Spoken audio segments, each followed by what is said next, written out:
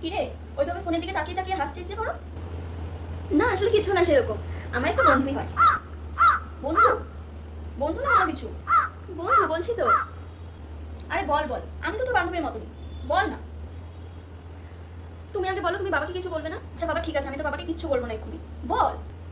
আসলে মা, ওর নাম পচা, ও রিক্সা চালায়। রিক্সা চালায়?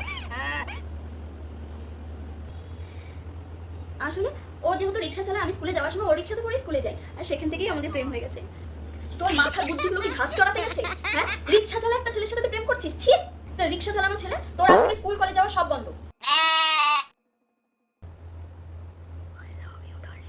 বাবু, কার সাথে ফোনে এরকম কথা বলছিস? না আসলে কিছুই না সেরকম, এক বান্ধবীর সাথেই কথা বলছিলাম। বান্ধবী? মিথ্যে কথা বলছিস মায়ের কাছে। বান্ধবীকে কেউ কোনোদিন আই লাভ বলে? আমি তো ঠিক শুনলাম, তুই তো ফোনের মধ্যে বললি আই লাভ। আসলে মা, ওর নাম হচ্ছে পাদু। ও লোকের বাড়িতে বাসন মাজার কাজ করে, মেয়েটা ভীষণই ভালো, আর আমি ওকে খুব ভালোবাসি। বিয়ে করলে শুধু কিন্তু ওকেই করবো। ও বাসন মাজার কাজ করে? বাবা, তাহলে তো ভালো, আমার বাসনগুলো একদম চকচকে করে রাখবে বল। হ্যাঁ হ্যাঁ, তুই আজই কথা বল ওর সাথে। হ্যাঁ হ্যাঁ, তোর বাবাকে আমি ম্যানেজ করে নেবো, আমার মেয়েকে খুব পছন্দ, তোর বাবারও পছন্দ, তুই আজই কথা বল। কি মজা, আমার বাবুটা বড় হয়ে গেছে, আমার বাবুটাকে বিয়ে দেবো এবারে।